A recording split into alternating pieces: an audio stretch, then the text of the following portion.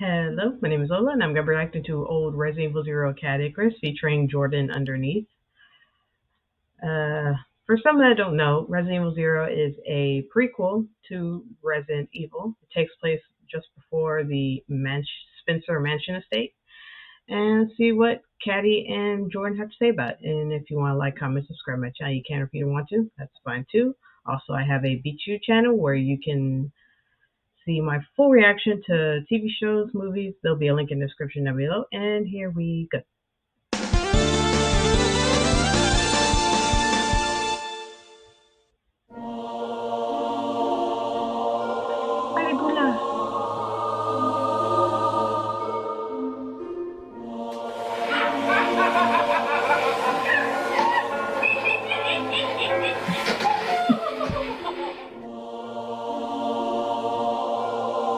Is that a minion?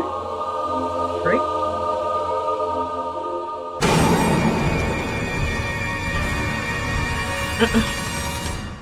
I got no head. Greetings and salutations, my beautiful people, and welcome to the Caddicarus show, where I always have to do the dirty deed of deciding whether or not the game deserves to be slaughtered or salvaged.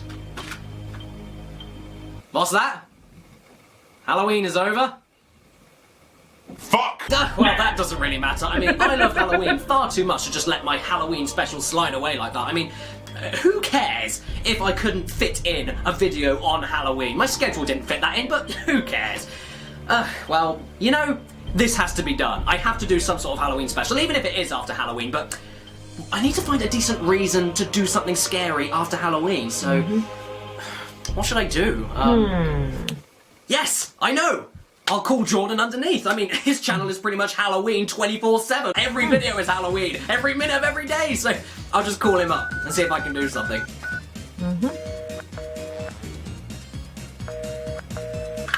Hello, Jordan. It's me. Fuck off, Caddy.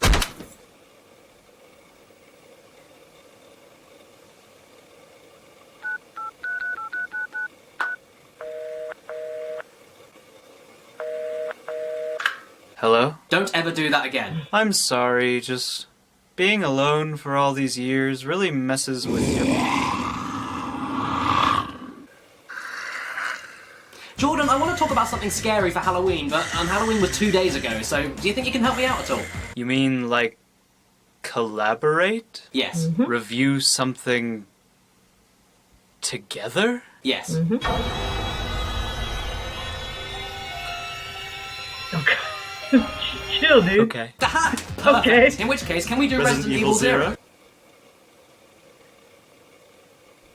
How did you know I was going to say that? You should never have called me. And with that, let's talk about Resident Evil Zero. So, is everyone ready for some true terror? Well, you can get some. As long as you stay far away from these chains here because they're really dangerous. Safety is this channel's #1 priority, and viewer security is paramount to enjoying each and every single episode. Actually, they aren't real. Look. Plastic. Don't worry. I won't get hurt. Had you going though, didn't I?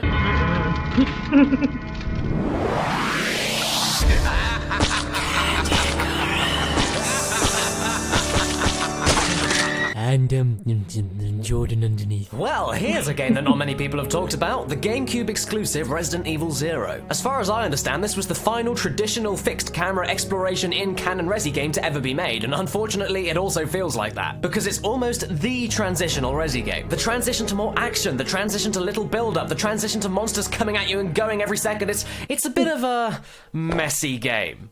No pun intended. Oh. Yummy. Yeah, honestly, I don't know how I feel about this game. Resident Evil Zero is not an easy game to talk about. I mean, it isn't necessarily a bad game, but I wouldn't really call it a good game either. It's just weird and flawed and incredibly awkward. And sure, I suppose the critics liked it, but the critics also liked Resident Evil 6. So forgive me for not bouncing out of my seat in shock. Oh, speaking of, you know who else liked Resident Evil 6? What? No! I don't like Resident Evil 6. You gave it a 3.5 out of 5. That video is old and it's outdated. I was very young. And Very foolish. Sure you were. The thing is, Resident Evil 0 is nothing like the maddening monstrosity of Resident Evil 6. Resi 6 was just kind of an obvious mess. It was a disordered little train wreck of a game, ruined by focus groups and a complete lack of integrity on Capcom's part. It was shallow and disappointing. Nothing worth talking about, in my opinion. But Resident Evil 0 is a different story. A very different story. This is just a weird fucking game. I think I'd call it the oddball of the Resident Evil series. It feels like a game that tried to keep the great aspects of the Resi formula, but for some reason changed everything up within that formula in completely the wrong way. But hey, let's stop beating around the hairy bush and show everyone what we mean. Although before we do that, first things first, we gotta just clean these up at the TV, because you get a little stinky. So, our game begins with an announcer that sounds like a rapper. Resident Evil 0. And we are 18-year-old Rebecca Chambers, a member of the STARS police force Bravo team, who were the first team in the original Resident Evil sent in to investigate these cannibalistic murders in the Arklay Mountains. Yes, this game is a prequel, and it's a prequel to the Entirety of Resident Evil.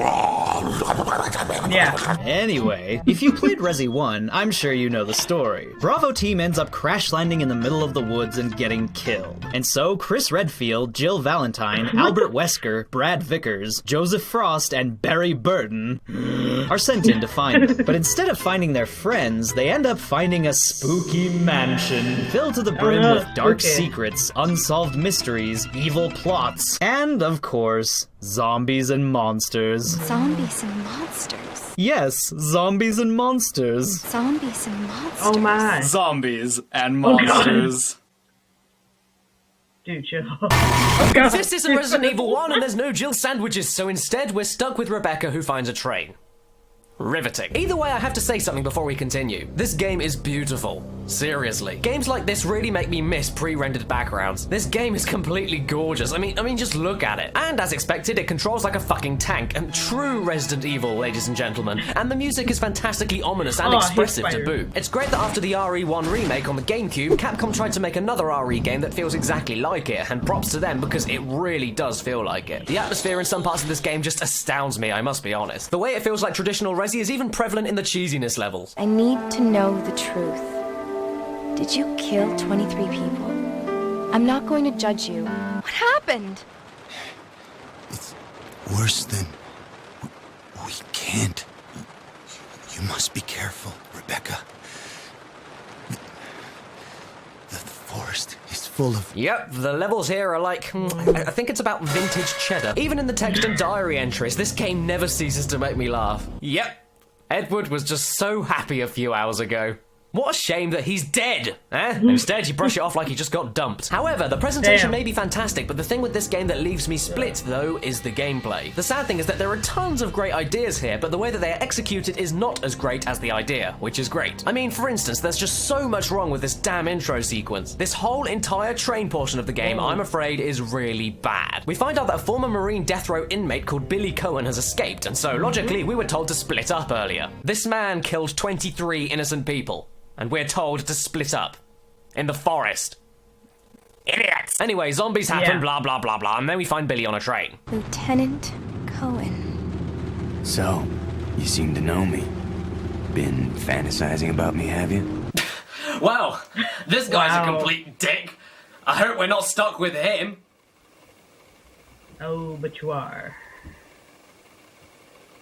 And here we have the biggest problem with the game, ladies and gentlemen. 2 bloody characters. Yes, what sets Resident Evil 0 apart from all the other games in the series is the fact that you have to spend this whole game, playing as 2 different people. You have to run around as both Billy and Rebecca, switching back and forth between the 2 of them, forcing them to work together, forcing them to talk, flirt, swap items, kill monsters, save each other's lives, make out with each other, whatever the hell they like to do. And you know what? It never, ever works. It just completely ruins the flow of the game. And it takes away from the lonely, creepy atmosphere that made old Resident Evil so great. And don't get me wrong, I love Resident Evil. The Resident Evil remake on the GameCube is one of my favorite games of all time. And while I do like how similar this game is to that one, especially in terms of design, it's just not the same. It's not as lonely. It's not as scary. I mean, how am I supposed to be scared of this game when Billy's following me around this train, snarking and flirting with his flirty, snarky voice?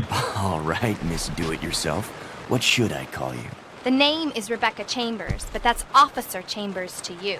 Well, it could be worse. I mean, the gender roles could be reversed. I mean, could you imagine if Rebecca was the one flirting and then Billy was the one snarking his face off? I mean, what do you think that would sound like? You know, I've always wanted to say this, but I think you're really attractive, Billy. I told you I'm not interested, Rebecca. But I like you, Billy. You know something? I've killed 23 people and I won't hesitate to just shoot you in the... Just give me a chance. Give me a chance, Billy. Wait, what were we talking about? I don't remember. We were reviewing Resident Evil 4. Or 2. 0. Or 7. We're not very good at this, are we? Anyway, as the game's intro goes on, our characters continue exploring the mysterious train. We come across some zombies, some dogs, some leeches. Then we see some leeches making a zombie, which not only makes no goddamn sense at all, but is also pretty fucking gross. Yeah, ew. Yeah, ew, dude. Yeah, ew. And then there's a scary man in a dress that sings opera in the most disturbing manner you could ever imagine.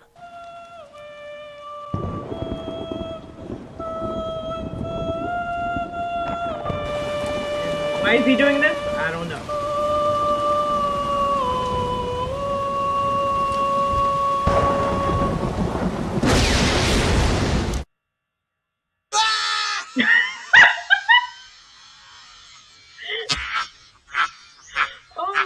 Yep, it's not scary, Capcom. Nope. And then we encounter the first boss level, completely out of fucking nowhere, a giant scorpion.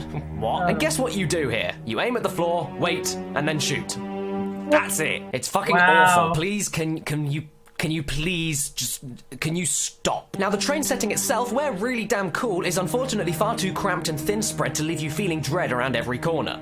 Because there are no corners. Imagine if you played the entirety of Resident Evil 1 on one long corridor of the entire mansion. Yeah, that's what this whole train bit feels like. Kinda like this. You don't ever feel cut off from the world and completely surrounded by your own unexpected death. You just feel tired and annoyed from sprinting back and forth and up and down stairs trying to reach your next goal. Also, within this train sequence, the game introduces you to so many goddamn enemies with no build-up, no subtlety, and no surprising reveal whatsoever. I think there's a little too much variety in Resident Evil 0. Like, the game is spending the first 2 hours of itself desperately trying to grab your attention by jiggling keys in your face. Mutant zombie keys that eat you. I mean, there's just something really not scary about being stuck on a small train with killer dogs, a bunch of zombies, 1,000 bloodthirsty leeches, 2 main characters, a silly anime character standing outside and singing opera, and a fucking giant scorpion to top it all off. I mean, how can you say all that without just laughing? Seriously, this is not how you start a survival horror game. How can I explain this better? Remember the first zombie from Resident Evil 1? Remember how eerie that encounter was? How slowly presented and carefully revealed it was? I mean, everyone remembers that scene. You turn the corner, see the zombie from behind, and then he turns around and rears his hideous white face. See, that right there, that's subtlety. That's presentation. That is horror. But in Resident Evil 0, when Rebecca sees her first zombie, the whole scene is almost just glanced over. The zombie gets up and moans in the silliest way possible, and then a bunch of other zombies pop up out of nowhere, and Rebecca just shoots them down. What just happened? I thought they were dead.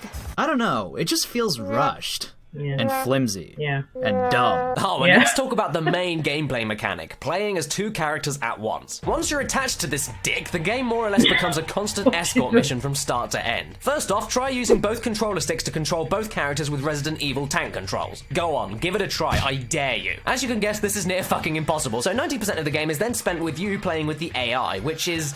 meh. It works well enough with following you, but then it likes to get in your way, sometimes not attack enemies at all when you specifically ask it to, and basically just ruin your super happy fun times. And that's a shame because the way that the partner controls are mapped to the pad I really like. To switch characters, just hit X, and then to tell them to wait or follow you, just hit start. Simple, effective. Although, like we mentioned earlier with the whole constant monsters thing, the problem is that because of your partner, you have to look after them, and half the time that means you have to kill everything you see on the screen, just to be safe that your partner won't get caught. In previous Resi games, whenever you are low on health or ammo, you could make panic decisions on which enemies to use your final bullets on, and those games encouraged you to think of more strategies other than fighting head on. However, with a partner AI, that is thrown out the window because of how much they can get into trouble and get you a game over. Especially in the parts when you're forced to split up, and then you hear your partner crying over the radio for help because you forgot about that one hidden zombie slowly eating away at them and they can't just push them away for a fucking second while you... I mean, there are some times where you can get away with running past them, but when your game is built around two different playable characters, meaning more ammo and more guns to find anyway, why not just kill everything you see? There's ammo everywhere in this game, and I don't know about you, Jordan, but I never ran out of the stuff. I couldn't pick up other items because of how much fucking ammo I had. The monsters in this game just do not carry the same weight as the ones from the past, and that sucks. Yeah, when it comes down to it, the gameplay really is the worst thing. I mean, I could forgive Resi Zero for not being very scary, if it was at least fun to play. But it's not fun to play. Most of the game is just spent shuffling around the inventory screen. In fact, yeah, that's all this game is. The inventory. They shouldn't have called this game Resident Evil Zero. They should have called it Menu Mania, because that's really all it is. You will literally be spending 75% of the game messing around in the inventory, just trying to get Rebecca and Billy's stupid shit in order. And you're never sure which character should hold what. You're never sure which character's gonna disappear, or end up getting kidnapped in the next 10 minutes. And when it does happen, what do you know? It's the character who's holding all the fucking ammo. Don't worry, Rebecca. You just stay there in that giant centipede's mouth and I'll toy around with the inventory for another 5 hours. Or just reset the game. Okay, it sounds like we completely hate this game, but that isn't actually the case. There's a lot of good things in this game, such as, well, for example, the picking up and dropping item sound effects. They fucking crack me up.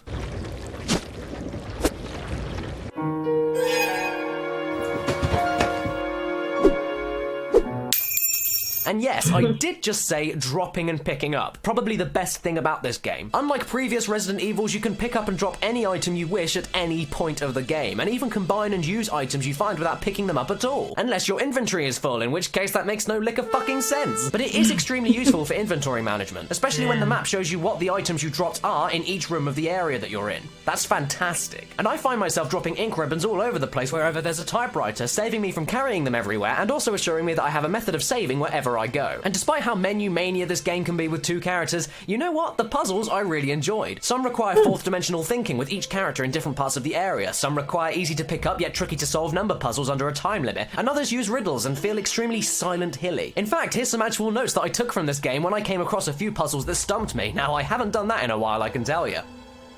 Also, I signed it if you want to buy it. Plus, even though the train sequence is indeed poor, the game actually gets much better as it goes on. Would you say that it got scarier? Well, it gets scarier than the train, at least. You mean like this? No. Oh.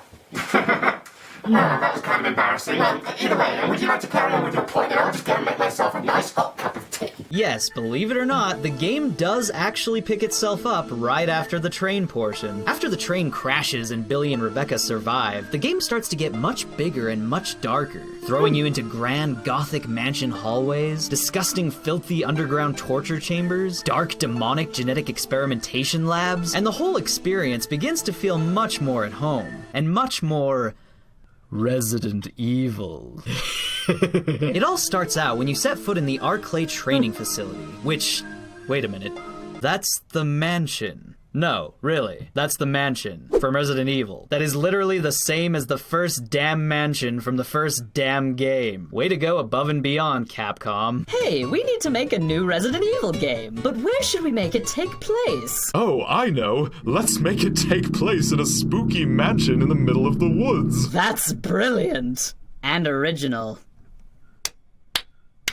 Oh, and the fact that Billy has a higher defense and is stronger than Rebecca to push items and things like that, yeah, it does make for some tense moments sometimes. But yeah, I agree with you actually, Jordan. Despite the huge problems with the intro and the flaws with most of the way the game works, this is where it starts to shine. You begin to encounter giant mutant bats and all sorts of other crazy shit like that. Every room of the training facility and the secret labs, much like the mansion in Resi 1, has a distinctive personality, a history, and the enemies and tragic diary entries all tell that tale. This last 2/3 of the game is where the puzzles get more creative. You're thrown into situations that force you and your partner apart, and everything starts to feel a little bit more unexpected and slightly strange. And nowhere is that unexpectedness more horrifying than it is with the Leech Man. This guy is an awesome enemy. He's strong, he appears anywhere, his leeches can detach and hurt you, and to top it off, he looks like that. Holy hell, he's creepy. And oh my god, the music that plays whenever he pops into the frame of your screen is horrifying. Just when you think you're safe, it'll catch you off guard unlike anything you could possibly imagine.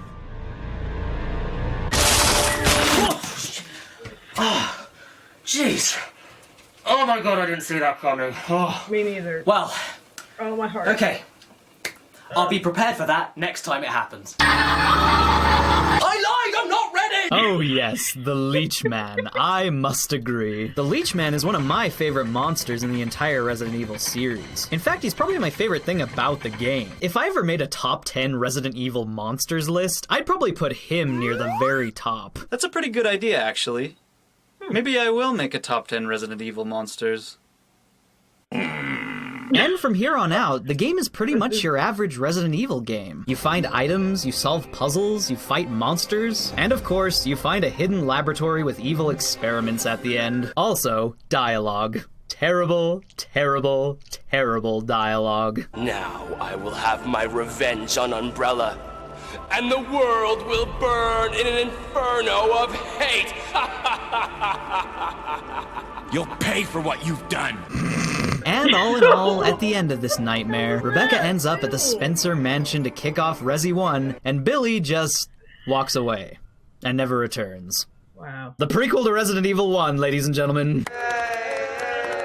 Okay. 2 questions then. 1, why doesn't Rebecca help the STARS Alpha team fight in Resident Evil 1 when she clearly has shown to be strong enough to defeat giant mutant leech queens? And 2, if Billy just goes away, what was the point of it being? The end. I guess it's time to say goodbye. Well, I guess this is goodbye. I'll never forget you. Billy. And with that, this game gets the... You know what, actually... Jordan, I was expecting a very juxtaposed review from the both of us after you told me how much you hated this game. I thought I hated it, but you know what? After replaying this game, I'm on the fence with it, just like you.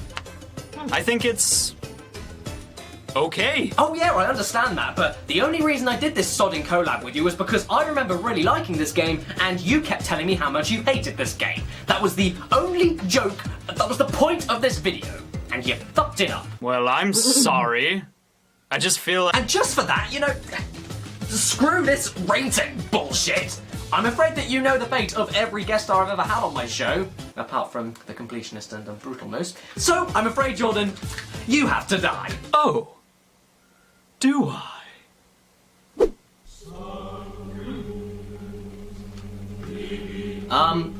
Jordan?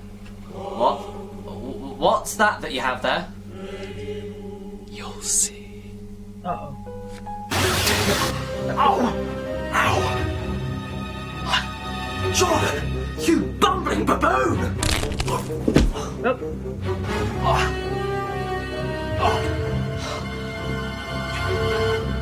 Jordan! You bastards!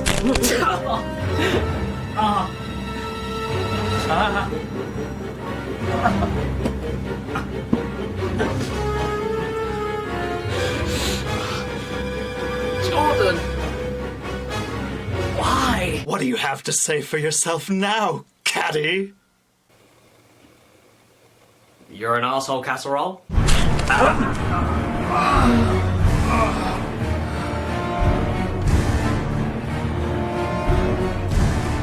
Wait a minute. I'm the first person to kill Caddy on his own show.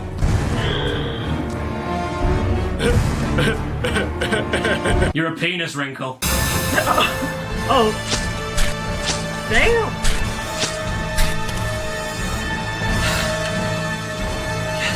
You smell funny. Die! Just die! Just die!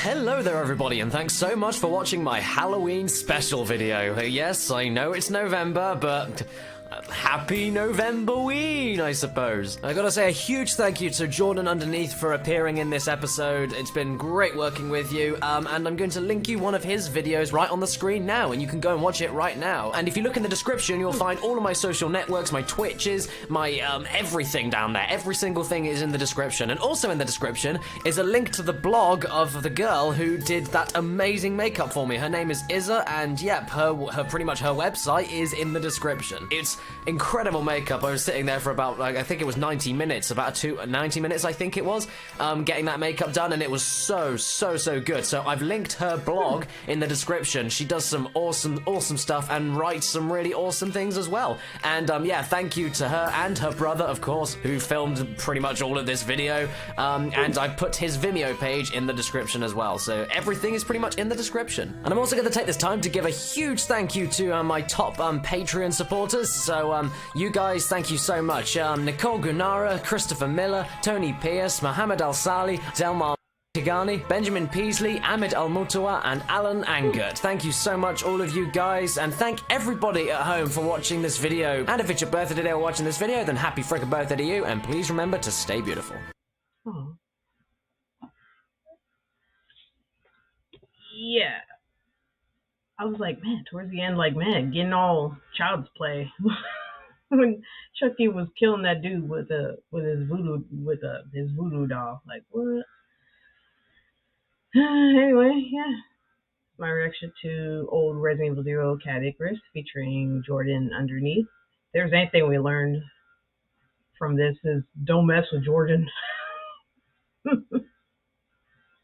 Yeah, Resident Evil 0, like, I guess it's just one of those games that it's underrated and most people don't appreciate it, you know. Yeah, that's it.